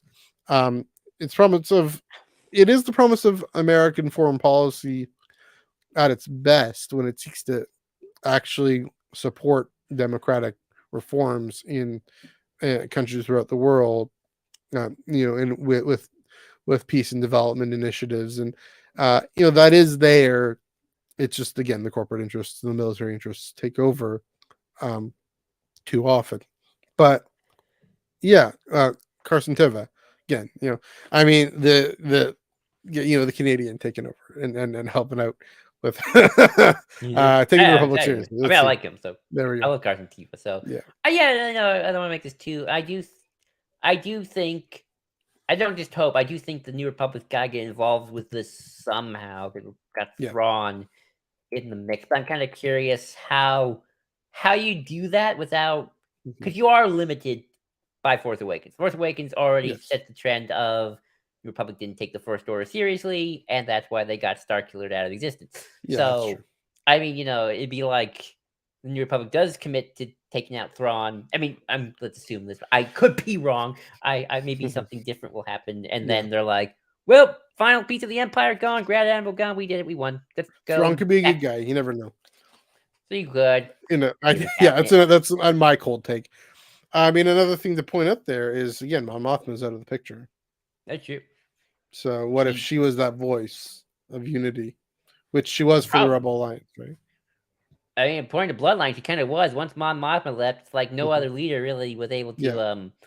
That's another thing about the New Republic. Just one weird thing. It's like the chancellors don't seem to have term limits. At least not from what I've heard of. Well, I mean, prime ministers don't have term limits. That's true. But in the Old Republic, they did. Palpatine actually extended his term limit, so he shouldn't have done that. But no, I mean, I do think. I think season 3 we will see the New Republic get more involved. I mean, we got Carson Teva. You saw him in the celebration trailers. I think he was in one of the trailers they released officially. Yeah, I think Don't so. Yeah, remember, and obviously, so I do think I'll be curious to see I just mean, how exactly that all works. mhm, Because he's definitely been a character we've seen mhm, since season 2, at least. Yeah, since season 2. I yeah. want to say, he Was that? popped up in Book of Boba as well. Mhm. I mean, at the whatever day it was party, like Paul Sun Lee, it was his birthday party kind of thing. Paul Sun Lee Yeah. actually told Dom and me, "Oh yeah, he's had more to do," which definitely hints at some sort of New Republic presence, greater New Republic presence. Again, I do think that's going to be more focused on Mandalore and Mandalorians and all that, but also, yeah, talking about the rise of the First Order.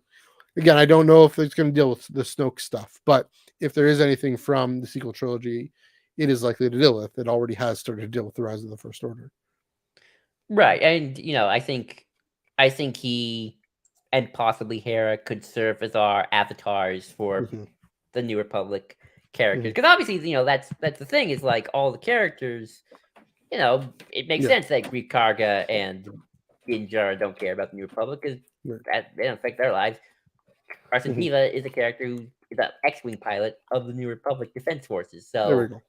he's gonna do he's gonna do the thing. Hosting Prime show would be cool. Yeah. Let's get Um, before we get into the I do want to say, just like Kim's Convenience is my city on display, and I very much identify with that show because of not just the B-roll, but everyone who comes into that shop.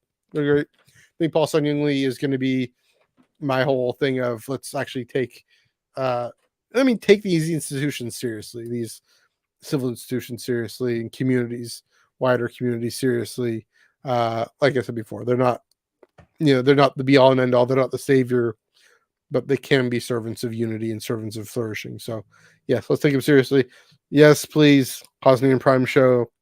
Yes, please, more look into New Republic. Before we go, thanks everyone for jumping there.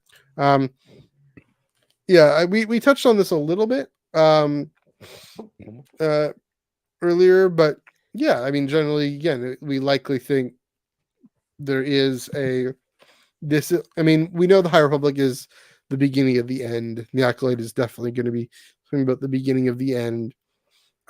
I speculated, is it in response, is the Sith machinations in response to the growth of corporate interests. I mean, I do think that's how the Sith know, okay, it's time to put the final stages of the Bane plan into action. I do think that's what the Acolyte show is about. Maybe, hopefully, if it has 100 any wider years more to consequences. But go, folks, before we're there. yeah, but only 100 years. So Yeah. I don't know, Joel, if you want to chime in on this one too. Yeah, I think it should definitely. I mean, if this is the end of historically the High Republic, then I think some of the shine of that era is definitely gonna go, and the long cracks that probably have been there for a while are really starting to show their colors. It's like you can trace back a lot of today's problems in America to either Reconstruction or Ronald Reagan. So took give or take a couple decades. So I think it's like, well, you can trace back the problems starting in Phantom Menace to right here to Acolyte, perhaps, or at least some of the problems. Probably not all the problems. You probably even go further for that, but I mean, I chased it back. I chased it back to the general retreat into the Jedi Temple exactly, after Mark Dinro says, "Yeah, I caused the destruction of Starlight Beacon. I take responsibility." Yeah. So it's like you can trace the problems with that. Sort of like how I go back to Mando for a second. How I'm sure I want to hopefully once Mando is done, even though it's about Mandalores, that we can trace some of the issues that we saw the Rise of the First Order to that show, and I'm sure other shows as well. We got 30 years to go, lots of perspectives to look at. So. Yeah, I definitely think we'll probably see maybe I don't know. Hopefully, see some of the aesthetic of the High Republic show up. But you can tell the gold shine is starting to dim. The shine. No, I don't have the tweet out. The shine on that guy's ropes. Yeah, it's not looking Survivor. too good. No, me too. And, maybe starting to see some of the Mhm. mega corporations starting to form, or they've already formed. Oh, they've already formed, but to But really then start to crack their knuckles and deregulation.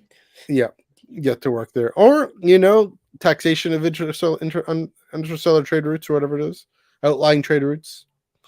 I mean, the allowing reason that is a thing that happens. You know, allowing um, corporations to build private armies. we're keen to.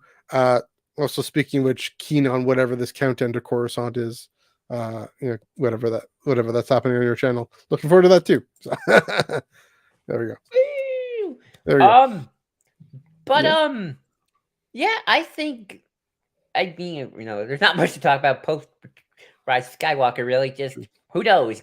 At this point, everyone's kind of like, who knows? Yeah. Like, Senate could form up, or I mean, who's gonna call for a Senate? Poe, Chancellor. I'm sure Poe. some people would. I'm sure that some people would, but that's another interesting thing is there's no unified galactic society at that point. The first order, the final order. There's which? There's no real leaders. There's no either. leaders. Like, Yeah, there's no leadership. Yeah. I mean, Lando maybe if he wants to really try, but he kind of wants to do something with Jana.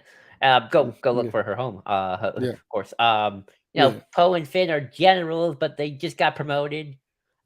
I don't think Rey. I mean, what is that? What do the rank mean at this point anymore? Even like it's just the resistance, which was just a little band of whatevers that were at the bottom. I don't think Rey wants to take on the family business, the genetic family business. Family business. The what? She's a Skywalker. Yeah, the genetic family business. The genetic family business. Yeah. Yeah, it'll be interesting. Yeah, it's probably going to be a move away from even that question entirely. I mean, there's got to be some sort of communication, but it's like, yeah, your theory of again with Phase 2 of the High Republic, that's an even greater kind of just obliteration of the bonds of unity galaxy wide. Even greater decline, leaving local systems do their thing, local institutions. And local networks, informal networks that may be able to cross the galaxy and the technology to communicate across the galaxy is there, but the institutions aren't. Maybe it'll be an organic thing. So like, well, you got the people fleet. That was a good first step. And maybe just these local people start helping and then something kind of naturally builds out of that. Who knows? Yeah, eventually. I mean, that is usually how things happen. But yeah. I mean, technologically, things are still pretty where they were. Not like they are, but again, all Hosnian Prime still happened, right? And everything was concentrated there. And that's part of the problem. And so, or not part of the problem, but that it's all gone. So, right. So, who knows? We still don't know. We probably won't know at least for a couple more years. Looking forward to season 3 of Mando and see Toronto's Carson Diva kind of come back and represent New Republic, hopefully. But yeah, dang, almost 2 hours. That's probably we keep going. We keep getting longer and longer. Well, it's a good discussion. It is a good discussion. No, it's a good thing. It's good. Yeah, I think that should do it. Unless you have any final thoughts, I've finalized my thoughts out. Also, I'll take a Grandmaster election so I can count the purple smoke. That would be fun. Pope Rey with her big hat. There we go. There we go. Hat and the robe. Space Pope. All right, I think that's a good day to wrap things up. Thanks everyone for sticking out. This is, I think, the longest episode of the two of us. Usually we have, if there's a third person or whatnot, we do go longer as well. But got our poli-sci hats on and talked about things we thought about for a while. So definitely good to take the time to flesh it out. If you liked what you thought, if you disliked what you thought, vehemently disagreed, or voraciously agreed, let us know in the comments below. The comments are still there on the YouTube video. And also, of course, let us know on Twitter or Instagram. I'll get to the handles again in a minute. Please do give this video a like and a share. Subscribe to the Star Wars Underworld channel, and if you haven't done so already. And of course, get to the plugs. Where can they find you on the internet, Joel? They can find me at JID 2021. Again, at JID 2021. Or, of course, you can always follow the Ion Cannon Pod Twitter where I do some tweets along threads with ideas. Or, if I ever see a great tweet thread about something, I retweet it and just share it because I want to spread that positivity around. There we go. Spread the love, spread the ideas, spread the deep cuts as we do here at the Eye on Canon Pod. Follow me on Twitter at NUG45. Still talking about soccer, still talking about Toronto FC, talking about Star Wars, Star Trek, all the fun stuff. And Instagram, MNEUG1138. Again, at Ion Canon Pod, EYEONCANONPOD on Twitter and Instagram. Where I mostly post Tractor Beam. I should put that out there. But yeah, and of course, Tractor Beam, my weekly comic reviews coming Fridays on Spotify and Apple Podcasts. You can also follow the flagship, the Star Wars Underworld at the SWU. Great group of folks over there, including Hannah and Dom and Chris and Ben and the fandom fam. Okay, so next week we are going full podcast area. Speaking of the fandom fam, we're looking back on the year that was in the Star Wars live action, talking about all the live action series. They're canon, by the way, so we can talk about them. Why not? And we're looking to. We have a guest lined up, a good guest friend of the pod lined up. So keep your eye on that, and also keep your eye on the flagship pod this Thursday, right here on this channel, 9:30 Eastern, 6:30 Pacific. You'll understand why. But for now, Joel, let's blow this thing and head home.